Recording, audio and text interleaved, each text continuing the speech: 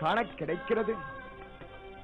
భక్తులందరూ కూడా ఈ రథోత్సవాన్ని వీక్షిస్తూ ఉన్నారు. அனைவரும் దేవదేవుడు స్వామివారు சகோர பட்சிகளை போன்று అందుకే చంద్రனை பார்த்து தன்னுடைய కొల్లకూడియదాన அளவிலே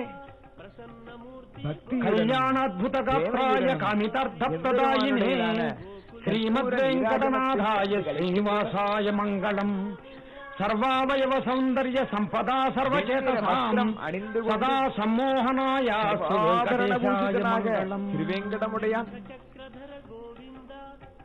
ఉభయ దేవతలతో స్వామివారు కర్పూర నీలాదేవియుడனும் అల్లన మెల్లన அழகு இந்த அழகை சேவித்து விட்டால் స్వామి శ్రీనివాస ஒருமுறை నవమోహన మన్మథ సుందరాకార இதை அனுபவித்து சேவித்து விட்டால் ఈ బంగారు రథములో భక్తుల్ని కటాక్షిస్తున్నావు కదయ్యా బ్రహ్మోత్సవాలలో.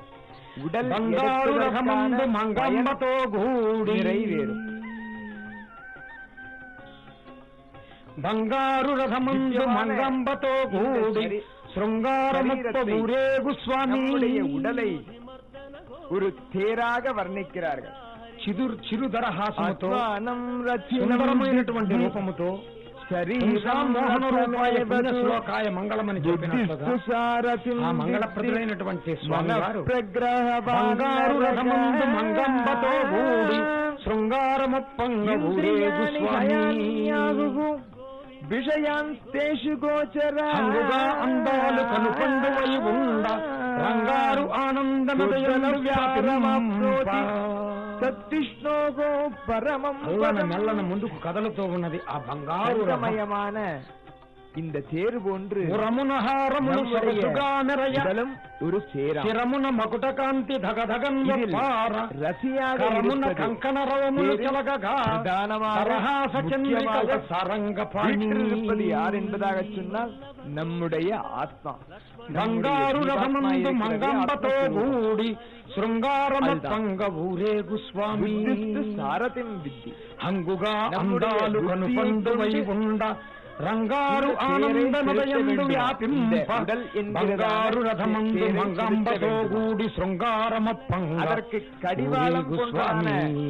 இழுத்து பிடிக்கக்கூடியதான గోవింద నామములు ఆనందముప్పంగ నీ వెంట మంగళ వాద్యములున్నది దేవేంద్ర దేవతలు గుమికూడి నిన్ను కొలువా. మనదుదాన్ ఒక ప్రక్కన భక్తుల గోవింద నామములు మరికి వైపున మంగళ వాయిద్య ధ్వనులు.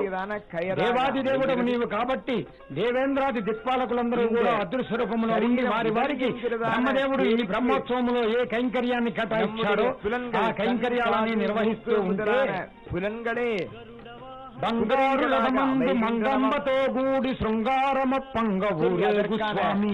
వీధిகளில் బంగారు రథంలో చక్కగా కదలి ఉభయ దేవేరులతో భక్తులకు దర్శనమిస్తున్నటువంటి శ్రీనివాస నీకే నమో వాకము.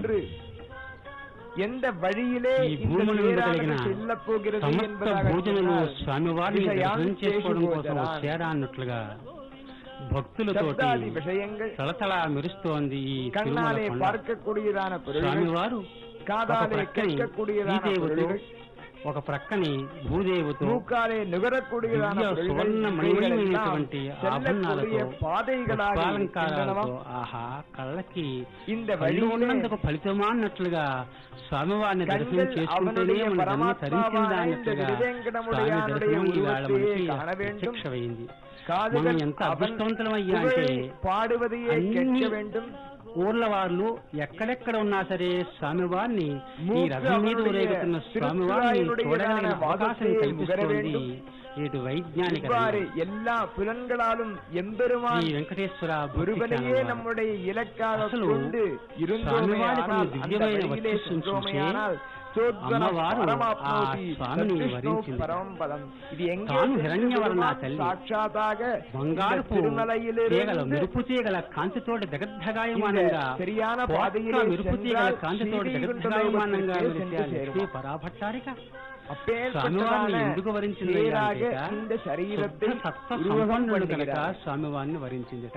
அப்பேற்பட்ட అంతేకాదట இந்த தேர் ఏ దేవతల్లోనూ நம்முடைய లేనటువంటి మనోరథத்தை ఒక విశిష్టమైనటువంటి మనదిல் సత్యపాలన, ఎழக்கூடிய ధర్మ రక్షణ ఎண்ணங்களை అనేటువంటి తేరాగా గొప్ప వర్ణించారు. అమోఘమైనటువంటి గుణ సంపన్నుడు కనుక ఆ తల్లి స్వామివారిని மிகவும் వర్ణించింది. అழகாக ఇంకా భూదేవి చక్రతాళ్వాரை పற்றி వరాహావతార వర్ణించக்கூடிய రూపంలో సమయத்தில் భూమిని ఎత్తి మనోరథం లోకాన్ని என்கிறதான நம்முடைய రక్షించినందుకు தேர் అదిగో మనదే ఆ తల్లి என்கிறதான స్వామిని தேர் వర్ణించిందట. அதற்கு కనుక நல்ல చక్రంగా స్వామివారికి వేండుమాం. ఒకవైపు எப்பேற்பட்ட అమ్మవారు ఇద్దరు చక్రంగా కూడా தெரியுமா? కూర్చుని స్వామివారి చక్రతాళ్వాரை పోன்றதான చక్రంகள் வேண்டும். చూసిన కళ్ళకి జిఫే సరే, అదిలో என்ன కీర్తయ విశేషం இருக்கிறது? కేశవం చక్రతాళ్వాரை పోன்ற